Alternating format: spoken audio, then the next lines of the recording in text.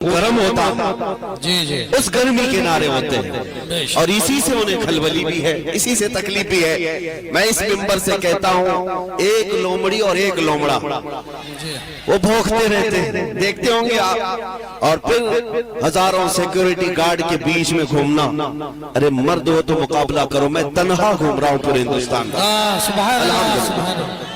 तनहा आया हूं। हमारे पीछे कोई सियासी ताकत नहीं है, हमारे पीछे कोई ऐसा सपोर्ट भी नहीं है। बाज लोग तलाश करने के लिए मेरे घर तक आए थे कि इनको कौन बैकिंग कर रहा है, कौन सी सियासी पार्टी इनके पीछे है। हमने कहा था तुम्हारी नाक रकड़ जाएगी और तुम पता नहीं कर पाओगे कि कौन बैकिंग कर रहा है, इसलिए कि ढूंढा ही करे सदर क़यामत के सिपाही, वो किसको मिले जो तेरे दामन में छुपा। हम मोमिनीन की बैकिंग और अगर सपोर्ट कहीं से होता है तो गुंबद खजरा से होता। नबी पाक सल्लल्लाहु तआला अलैहि वसल्लम की मोहब्बत लेकर हम पूरी दुनिया में तन्हा चलते हैं, अल्हम्दुलिल्लाह खौफ नहीं होता, इसलिए कि जालिमों डराओ उसे जिसे जीने का शौक हो। मौत से डराना, जेल से डराना, फांसी से डराना, उसे डराओ जिसे जीने का शौक है। हम तो रोज रात ये सोच करके सोते हैं कि कब मलकुल मौत आए, रूह कब्ज करे और हमारे नबी से हमारी मुलाकात कराए। सुभान अल्लाह, सुभान। नारे तकबीर, नारे रिसालत, इज्तिमाए पैगामे हक, उलमाए अहले सुन्नत, मुफ्ती मोहम्मद सलमान साहब क़िबला अज़हरी, नारे तकबीर। सुभान अल्लाह। शबे गोर भी उसी गुल से मुलाकात की रात। अजीज़ान गिरामी वक़ार, मैं बात ये कह रहा था, आप अपना जोश थोड़ी देर के लिए खामोश रखें, थोड़ी देर के लिए। मैं बात ये कह रहा था कि इनकी इतनी ताकतों के मातहत होने के बाद लोमड़ी और लोमड़ा चंद कमरों के अंदर बैठ करके वीडियो बनाकर वायरल करके मुसलमानों के दिलों को छलनी करने की कोशिश है। और हैपोक्रेसी, जो डेमोक्रेसी खत्म होकर हैपोक्रेसी जो आई, ये सारे मनाजिर के बाद मैं उनसे कहता हूँ, मैंने एक क्लिप सुनी, कोई वो लोमड़ी कहती है एक, और एक लोमड़ा कहता है कि हम 20 लाख लोगों को मारेंगे, इतने मुसलमानों का कत्ल करेंगे तो फिर हमारे यहाँ पर हिंदू राष्ट्र कायम हो जाएगा। जालिमों, तुम्हारे अंदर इतनी हिम्मत ही नहीं है, मारने मरने की बात पाखंडियों से हो ही नहीं सकती, कभी हो ही नहीं सकती। एक बात मैं कहूंगा, अगर मारने और मरने का शौक ही है तो चलो मैं भी चलता हूं, तुम भी चलो, बॉर्डर पर खड़े हो जाते हैं। अब बॉर्डर पर खड़े होंगे, अपने देश की रक्षा करते हैं, अपने देश की हिफाजत के लिए चलो बॉर्डर पर चलते हैं, फिर देखा जाएगा कि कितनी गोलियां तुम खाते हो, कितनी हम खाते हैं। और मैं अकेले की बात नहीं कर रहा हूँ, इंशाअल्लाह अजीज, जिस दिन मेरे मुल्क अजीज की हिफाजत की बात आए, ये उलमा भी हाजिर होंगे, ये मजमा भी हाजिर इंशाअल्लाह। इसलिए कि इस मुल्क को हमने खून जिगर से सींचा, यहाँ हमारी तारीख मौजूद है। अजीज़ान गिरामी वक़ार, इन आतंकियों के गले में अगर हुकूमत ने पट्टा नहीं डाला तो ये कुत्ते इन हुकूमतों को ही नोच खाएंगे। वो दिन भी आएगा जब यही कुत्ते इनके लिए भारी पड़ जाएंगे, यही भारी पड़ जाएंगे। अंदाजा कर ले मेरे अजीजों, कारून शायद ये समझता है कि पैसे की रेल पेल से मैं 100 साल जी लूंगा। ये शद्दाद, हमान, ये फिरौन ये समझता है कि मैं अपनी ताकत के बलबूते पूरे लोगों की गर्दनों पर हुकूमत कायम कर लूंगा। वो तो बड़ी ताकतें थी, तुम्हारी हैसियत मच्छर के बराबर भी नहीं। और अगर हुकूमतें खुलेआम ये सारी बातें कर रही हैं, मेरे अजीजों, एक तारीख यहाँ वैसी भी आई थी 100 साल पहले, 100-150 साल पहले, 1857 की तारीख, जिसको अंग्रेज आज भी गदर कहता है, अंग्रेज आज भी गदर कहता है। 1857 की तारीख में अंग्रेजों को भी यही नशा चढ़ा था, यही नशा चढ़ा था कि हम जो चाहे कर लेंगे, कत्लेआम करेंगे, मार डालेंगे। उस वक्त किफायत अली काफी रहमतुल्लाह ताला अलैह को फांसी पर चढ़ाया था, फांसी पर चढ़ा करके जश्न मनाए थे 8 दिन तक। क्यों किफायत अली काफी को चढ़ाया था जानते? एक आलिम रब्बानी को इसलिए चढ़ाया था कि वो बोलते थे तो हजारों का मजमा जमा होता, लोग उनके पीछे दीवाना वार घूमते, तो ऐसे उलमा तो उनको खलते हैं। फांसी पर चढ़ा करके 8 दिन तक जश्न मनाया था। लेकिन खुदाई कानून उन्हें मालूम नहीं। तुम एक किफायत अली काफी को जो ये कहता था कोई गुल बाकी रहेगा न चमन रह जाएगा, पर रसूलुल्लाह का दीन हसन रह जाएगा। फांसी पर चढ़ा करके तुमने ये सोचा कि एक आशिक रसूल की जुबान बंद कर दिया, उसे गर्दन से अलग करके जिस्म को अलग कर दिया। अब उम्मत ठंडी हो जाएगी, ये जमात सो जाएगी। लेकिन मौला ताला का एहसान तो देखें, मुरादाबाद ज्यादा दूर नहीं है। किफायत अली काफी को यहाँ फांसी पर चढ़ा रहा है अंग्रेज, और मौला पड़ोस में बरेली में इमाम अहमद रजा को पैदा कर रहा है। सुभान अल्लाह। ज्यादा फासला न शहरों का है न तारीख का है। एक आशिक रसूल अगर तुम्हारे हाथों फांसी पर चढ़ा है तो अल्लाह ताला ने दूसरा ऐसा आशिक पैदा किया जिसने करोड़ों दिलों में ये इश्क भर दिया, करूं तेरे नाम पे जां फिदा, न बस एक जां दो जहां फिदा, दो जहां से भी नहीं जी भरा, करूं क्या करोड़ों जहां नहीं। मैं बात ये करना चाहता हूँ, तुम जितने चिराग बुझाओगे मौला उतने चिराग और रोशन फरमाए। सुभान अल्लाह, सुभान अल्लाह। जिसको तुम पकड़ करके कत्ल करने की धमकियां देते हो, ये इस्लाम न कल मिटा था न आज मिटा है, ना सुबह क़यामत तक मिटा सकोगे। अल्लाह ने कुरान पाक में फरमाया है, युरीदूना लियुत्फिउ नूरल्लाहि बिअफ़वाहिहिम वल्लाहु युरीदु अन युतिम्मा नूरहु वलौ करिहल काफिरून। मुशरिकीन ये चाहते हैं कि अपने मुंह के फूंकों से अल्लाह के चिराग को बुझा दें, और ये हो नहीं सकेगा। अल्लाह अपने चिराग को रोशन करके रहेगा, काफिर अगरचे इसको नापसंद करें, काफिर अगरचे इसको नापसंद करें। मेरे अजीजों, बात सिर्फ इतनी मुझे करनी है, तुम्हारा अपना रोल क्या होना चाहिए? क्या यही जोश के नारे जो हम पिंडाल में बैठ करके करें? क्या हमारी यही तकरीरें जो जलसे तक रहे? नहीं मेरे अजीजों, हमारा लक़ब, एक मोमिन का लक़ब ये था कफन बरदोश। ये सीने पर बल्कि अपने कंधे पर कफन लेकर के चलता है, इसे मौत से खौफ नहीं है।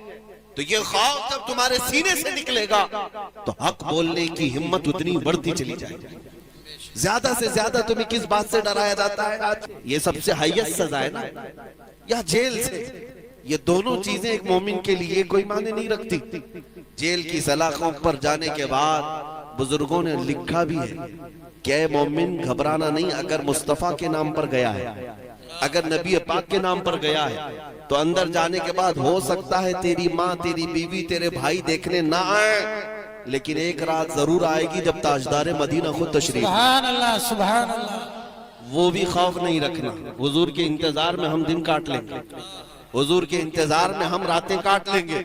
और रही बात फांसी की, उसके मुतालिक भी रिवायतें मौजूद हैं कि जिन जिन गुलामों को जालिमों ने अपने हाथों से कत्ल किया या फांसी पर चढ़ाया, फंदा बाद में लगा, चेहरा मुस्तफा पहले मौजूद। सुभान अल्लाह, सुभान अल्लाह। वो नबी पाक सल्लल्लाहु तआला अलैहि वसल्लम तशरीफ फरमा थे। अजीजान गिरामी वक़ार, ये दो तमन्नाएं जिसके पास है, फिर उसे किस बात का खौफ है? बेखौफ जियो। ये मुल्क हमारा कल भी था, आज भी है। ये भीख में मांगा हुआ हमारा मुल्क नहीं है, और किसी की चापलूसी करके खरीदी हुई जमीन हमारी नहीं है। ये हमारे आबा व अजदाद, बल्कि आदम अलैहिस्सलाम की जमीन है, हमारे बाप की जमीन है, हमारे बाप की जमीन है। अजीजा ने गिरामी वक़ार, मैं बात ये अर्ज करना चाहता हूँ, आयत करीमा जो मैंने पढ़ी थी उसमें अल्लाह ने यही फरमाया, अगर रसूल के हुक्म की मुखालिफत करोगे तो फितने में मुब्तला हो जाओगे और अज़ाब अलीम में गिरफ्तार हो जाओगे। अभी देर नहीं हुई है, अभी सवेरा है। मैं नौजवानों को कहता हूँ, उस नुक्ते पर आ जाओ, उस पॉइंट पर जमा हो जाओ जहां रसूलुल्लाह सल्लल्लाहु अलैहि वसल्लम ने अपने सहाबा को छोड़ा था। मेरे आका ने हुजूर को जहां छोड़ कर नसीहत फरमाई थी, उस नुक्ते पर आ जाओ, बस बाकी सब तुम्हारा, सारे मैदान तुम्हारे हैं, कोई ताकत तुम्हें ज़ेर नहीं करेगी इंशाअल्लाहुल अज़ीज़। लोग जिस तरह की बातें करते हैं, मैं आपको बताऊं, सलाहुद्दीन अय्यूबी का भी तज़किरा करते हैं। सुल्तान सलाहुद्दीन अय्यूबी फातिह बैतुल मुक़द्दस, एक सिपहसालार के नाम से दुनिया जानती है। आज अंग्रेज भी उस सलाहुद्दीन की तारीफ में रतबुल लिसान है। अंग्रेज भी कहता है वैसा जर्नल हमने नहीं देखा। क्यों जानते हैं? अंग्रेजों की किताब में लिखा हुआ है, सलाहुद्दीन अय्यूबी ने 18 साल तक जंगें लड़ी सलीबियों के साथ, ईसाइयों के साथ, लेकिन उसमें लाखों कैदियों को अपने हाथों से आजाद किया।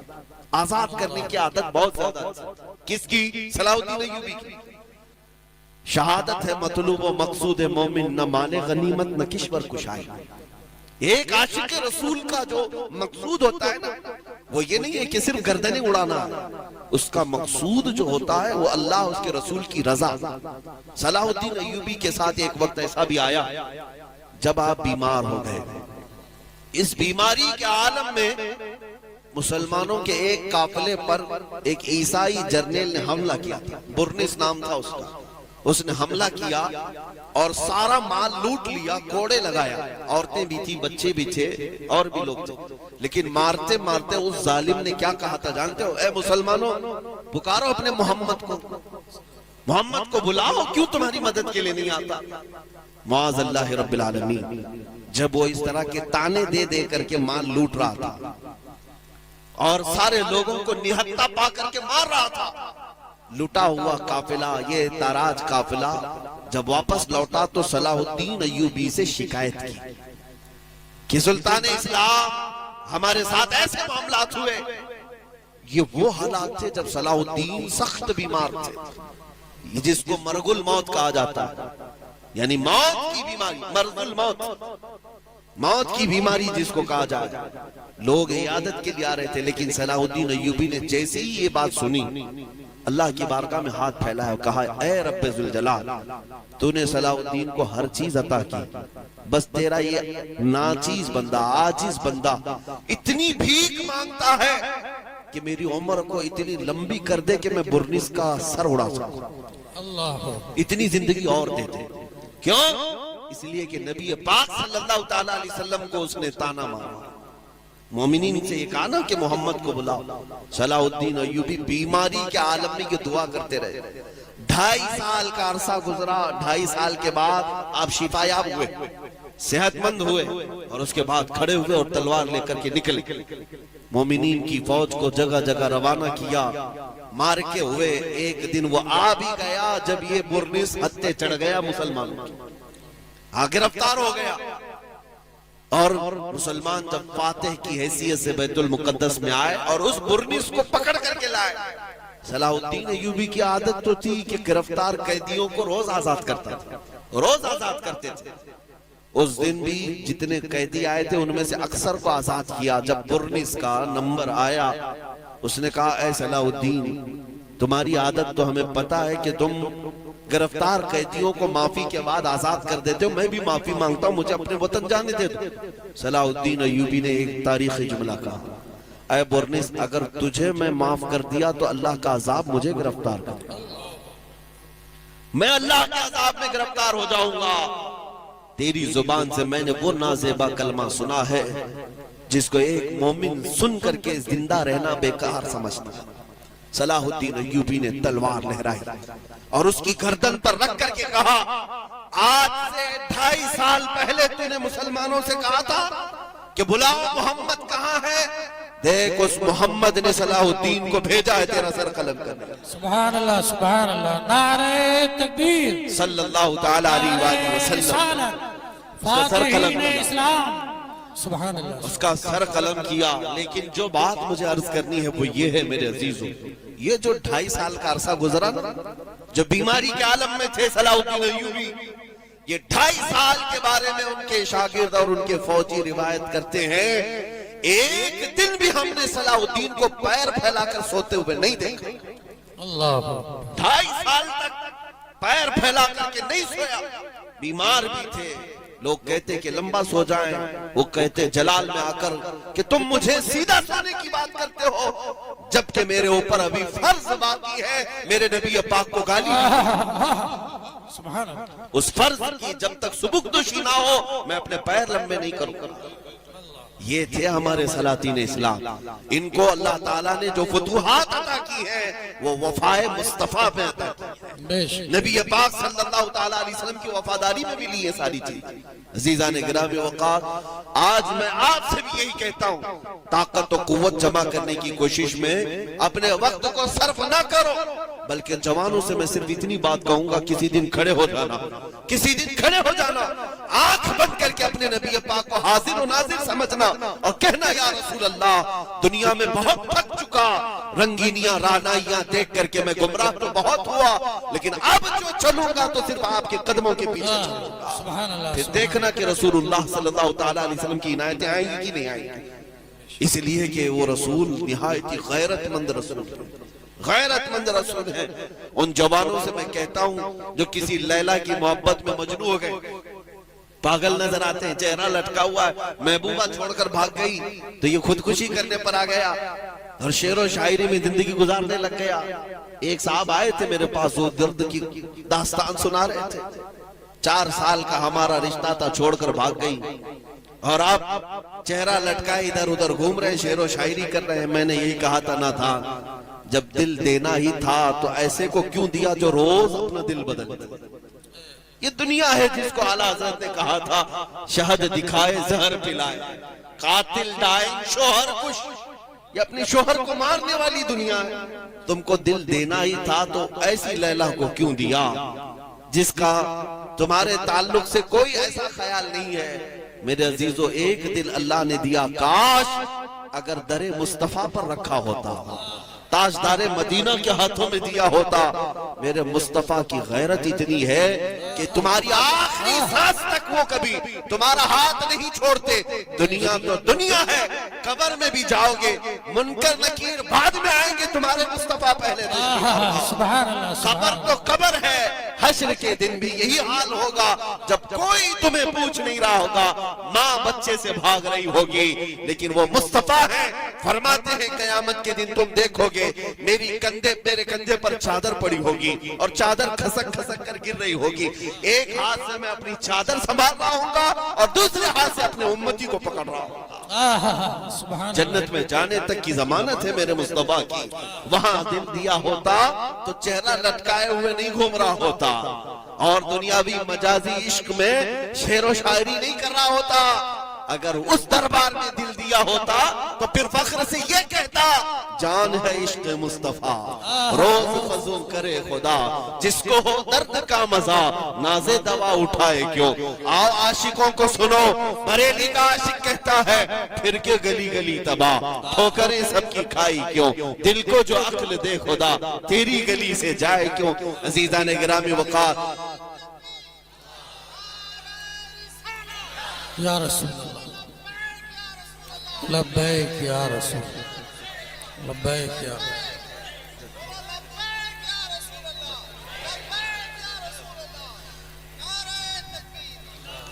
मैं बात अर्ज ये कर रहा हूं, इसके उसके पैरोकार होना और उसके इसके हुस्न पर फिदा होना ये छोड़ दो। तुम्हें जवानी इन दुनियावी मजाजी आशिकों के तौर पर गुजारने के लिए नहीं दी गई है। तुम्हें जो दुनिया और तुम्हें जो जिंदगी दी गई है वो नबी पाक सल्लल्लाहु ताला अलैहि वसल्लम से वफा के लिए दी गई है। उहद के मैदान में एक खातून ऐसी है मदीने की जिसके 4 रिश्तेदार इंतकाल कर चुके थे, भाई भी, बेटा भी, बाप भी, शौहर भी। 4 लोग एक ही औरत के शहीद हो गए। जब सहाबा उसे खबर देने के लिए आए, तुम्हारे बाप भी शहीद हुए, तुम्हारे बेटे भी, तुम्हारा भाई भी, तुम्हारा शौहर भी। उस खातून ने क्या पूछा, ऐ लोगों, सब मेरे घर वालों के कत्ल की खबर दे रहे हो, पहले बताओ रसूलुल्लाह सलामत है या नहीं, हुजूर पाक सल्लल्लाहु ताला अलैहि वसल्लम सलामत है या नहीं। साहबा ने कहा अल्लाह के नबी सलामत है। वो खातून कहती है मेरा चांद सलामत है तो पूरी कायनात सलामत है। सुभान अल्लाह। उन्हें गम किसी और चीज का नहीं था। ऐ मेरे अजीजों, ये है मोहब्बत मुस्तफा जो हमें उन सहाबा ने अता किया। एक मदीने की खातून हुजूर की बारगाह में जिहाद में जाने के वक्त 1.5 साल का बच्चा लेकर के आई, 1.5 साल का बच्चा लेकर के आई। कहा या रसूल अल्लाह, मेरे घर में इसके अलावा कोई जवान नहीं, मेरा शौहर इंतकाल कर चुका, 1.5 साल का बच्चा, इसे भी कबूल कर ले। साहबा ने पूछा इसका क्या करेंगे। वो खातून कहती है मुझे पता है ये चल भी नहीं सकता, तलवार और तीर तो नहीं चला सकता, लेकिन या रसूल अल्लाह आप अपने मुजाहिद सहाबा के हाथों में दे दें, जब दुश्मनों की तरफ से तीर चले तो मेरा बच्चा ढाल के काम आ सकता है। वो फिदा करने वाली खवातीन जिन्होंने अपने सुहाग भी हुजूर पाक सल्लल्लाहु अलैहि वसल्लम के कदमों पर निछावर किए।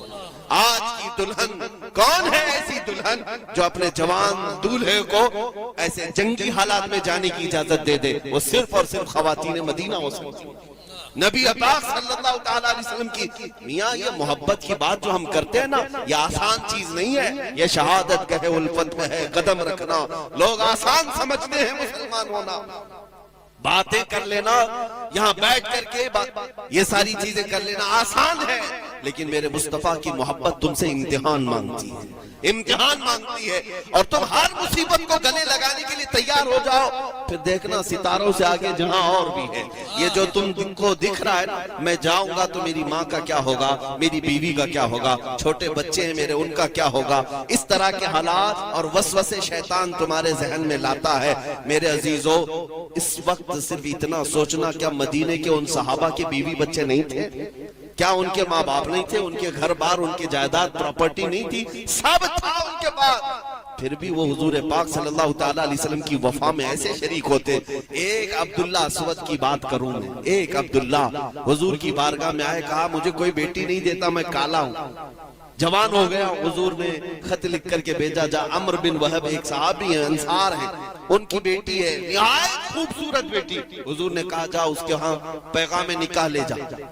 अब्दुल्ला अस्वद गए, हुजूर का पैगाम दिया। ये वो साहबी हैं जिनकी बेटी पूरे मदीने में सबसे हसीन है, और अब्दुल्ला ये सबसे काले हैं। एक काले जवान को हुजूर ने भेजा है सबसे हसीन लड़की के बाप। और जब वो गए अम्र बिन वहब के पास, सुनाया तो बाप और माँ दोनों थे लड़की के। देखा ऊपर से नीचे और कहा तुम्हारे निकाह की बात आई है? मेरी बेटी से कहा अल्लाह के नबी ने भेजा। उस सहाबी ने थोड़ा तामुल किया, थोड़ी ताखीर की और कहा आप वापस जाएं, मैं खुद हुजूर से बात कर लूंगा। इतना कह करके पलटाया। अब्दुल्ला ने कहा ये तो रोज की बात है, रिजेक्ट तो हर जगह से होते थे, नहीं बात नहीं। आए हुजूर के पास, लेकिन ऐ मुसलमानों, मदीने का माहौल क्या था। वो नौजवान दुशीजा जो मदीने की सबसे हसीना थी, अंदर घर से बाहर आई। बाप से पूछा कौन आया था? कहा फला फला आया था। क्या लेकर आया? पैगाम निकाह लेकर आया। कौन भेजा? रसूलुल्लाह ने। आपने क्या कहा? खातून से माँ बाप जवाब देते हैं कि हमने टाल दिया, देखते हैं बाद में तेरा जोड़ कहाँ है उसका। वो नौजवान दुशीजा कहने लगी अब्बा जान आपको पता भी है आपने किसके पैगाम को रद्द किया है? आपने आने वाले के चेहरे को देखा, भेजने वाले के चेहरे को नहीं देखा। सुभान अल्लाह। ये मदीने की खवातीन थी जिन्होंने अपनी ख्वाहिशात को भी कुर्बान कर दिया था। यहाँ ख्वाबों के शहजादे बनाए जाते हैं, ख्वाबों की शहजादियां बनाई जाती हैं। मेरे घर में आने वाली दुल्हन हूर से कम ना हो। और औरतें ये तस्वुर कर ले मेरा शोहर बड़े एक्टर और फिल्मी हीरो से कम ना हो। ये खाम ख्यालियां हैं तुम्हारी। ये पुलाव है जो तुम ऐसे ही पकाए हुए हो, ख्याली पुलाव। मेरे अजीजों, हकीकत में कुछ नहीं होता जो स्क्रीन पर दिखता है। हर नौजवान को अपनी तमन्नाएं हुजूर के कदमों पर रखना चाहिए। नौजवानों, तुम अगर अल्लाह की बारगाह में दुआ करो तो यूं करो, शादी अगर अभी नहीं हुई, मौला वो दुल्हन अता कर दे जो मुझे तुझसे और तेरे रसूल से करीब कर दे। और दुल्हन ये दुआ करे मौला मुझे वो रफीक हयात, वो शरीक हयात अता कर जो मेरे आधे ईमान को मुकम्मल तरीके से भर दे, मुझे तेरी बारगाह में सर बसुजूद होने वाला बना दे। ये होती है तमन्नाएं। जब बेटी ने ये कहा तो बाप दौड़े दौड़े हुजूर के पास आए। जब अब्दुल्ला अस्वद हुजूर के पास वो किस्सा सुना रहे थे कि मैं रिजेक्ट होके आया हूं, वो साहबी भी पीछे पीछे आके कहा या रसूल अल्लाह माफ कर दे, ताखीर हो गई। मैंने सोचा था कि बेटी से पूछ लो, लेकिन मेरी बेटी कमाल का ईमान रखती है। मैंने सिर्फ बेटी की खातिर इनको पलटाया था। हुजूर ने माफ कर दिया और उनका निकाह तय हुआ मस्जिद नबवी में। तवज्जो चाहता हूँ, तवज्जो। ये अब्दुल्ला अस्वद गरीब भी है, काले भी है, पैसा भी नहीं शादी करने का। खुद रसूलुल्लाह ने पैसे दिए, सुभान अल्लाह, माल दिया के जा शादी का सामान खरीद ला, जो जहेज लगता है, जो घर बसाने के लिए सामान की जरूरत है, ले आओ। ये अब्दुल्ला गए बाजार में सामान खरीद रहे थे, शादी का सामान खरीद रहे थे। अचानक मदीने की गलियों में आवाज आई, दुश्मनाने मुस्तफा ने मदीने पे हमला किया, अल्लाह के नबी जिहाद की तरफ निकल रहे। हुजूर पाक सल्लल्लाहु ताला अलैहि वसल्लम निकल पड़े हैं। अब्दुल्ला अस्वद जो बाजार में शादी का सामान खरीद रहे थे, पलट गए और जंग का सामान खरीदना शुरू किया। तलवार खरीदी, नेजा खरीदा, घोड़ा खरीदा, वो जिरा खरीदी, जो लोहे की टोपी होती है और लोहे का लिबास होता है, ये खरीद लिया। जितने पैसे थे पूरे खर्चा कर दी, 1 रुपये भी नहीं बचाए। अरे मियाँ शादी है, जंग में जाकर आने के बाद भी तो हो सकती है शादी, पैसा बचा कर रख दे। नहीं, ये वो रसूलुल्लाह के विदाई है जिन्होंने अपनी ख्वाहिशात को हुजूर के कदमों पे निछावर। उनका मतमा, उनका मकसूद नजर सिर्फ रसूलुल्लाह की रजा थी। गए सामान खरीदने और सब खरीद करके घोड़े पर बैठकर जिहाद में आ भी गए। मैदान में जब लड़ने आए, अब तक जितनी जंगों में वो शरीक होते थे नंगे पैर आते थे, हाथों में कुछ भी नहीं होता था गुर्बत की वजह से। लेकिन आज एक शहसवार की हैसियत से आ रहे थे, हाथ में तलवार, दूसरे हाथ में ढाल है, घोड़े पर बैठे हैं और लिबास लोहे का है। और लड़ने लगे जब तो कुफार की सफों को दरहम बरहम करने लगे। कभी इधर नरके में जा रहा है, कभी उधर जा रहा है। अरे आज शादी होने वाली है, बच बचा करके लड़ता नहीं, ये तो पूरे जम्मे गफीर में घुसने को तैयार है। हुजूर पाक सल्लल्लाहु ताला अलैहि वसल्लम दूर से देखते हुए अपने चंद सहाबा से पूछते हैं, जानते हो ये कौन है? कौन है ये जो नया आदमी आया है? क्योंकि चेहरा भी छुपा हुआ था, पूरे लोहे की टोपी पहने हुए। सहाबा गौर से देखते रहे, कहा या रसूल अल्लाह ये मदीने का तो नहीं दिख रहा, ये यहाँ का नहीं है, कोई दूसरा आया होगा जो हमारी हिमायत के लिए उतरा होगा। रसूल पाक सल्लल्लाहु अलैहि वसल्लम ने फरमाया, नहीं मेरे अजीजों, मैं उसकी कहनियों की सियाही से पहचान रहा हूँ, मेरा अजीज अब्दुल्ला है। वो अब्दुल्ला है। नबी पाक सल्लल्लाहु ताला अलैहि वसल्लम पहचान गए, यही अब्दुल्ला है जिनकी शादी आज होनी थी। लड़ते लड़ते ऐन दोपहर के वक्त जामे शहादत नोश कर कत्ल हो गए, शहीद हो गए। लेकिन वो बात भी मुझे याद आती, जब हदीस पढ़ता हूँ आंखें भीग जाती हैं। वो मुराद पा गए। क्या मुराद होती थी ये सहाबा की? कत्ल होकर, शहीद होकर मैदान में गिरे हुए थे। शाम के वक्त जब मेरे आका सल्लल्लाहु ताला अलैहि वसल्लम शहीदों की लाशें उठवा रहे थे, तब चलते हुए खुद हुजूर तशरीफ लाए अब्दुल्ला अस्वद के पास, जहां उनका लाशा गिरा था। नबी पाक सल्लल्लाहु ताला अलैहि वसल्लम मैदान में नीचे बैठ गए। हुजूर नीचे बैठ गए, अपनी गोदी को बिछाया, अब्दुल्ला अस्वद के चेहरे से वो ज़िरा हटाई और सर लेकर अपनी गोद में रख लिया। अपनी गोद में रखा, उनकी पेशानी से धूल और मिट्टी को झाड़ा, उनके रुखसारों से खून को साफ किया। ऐ मेरे अजीजों, इससे बढ़कर के सहाबा की और मुराद ही क्या होती थी? इससे बढ़कर के और मुराद ही क्या होती थी? नबी पाक सल्लल्लाहु ताला अलैहि वसल्लम का दस्ते शफकत आखिरी सफर में उनकी पेशानी पर है।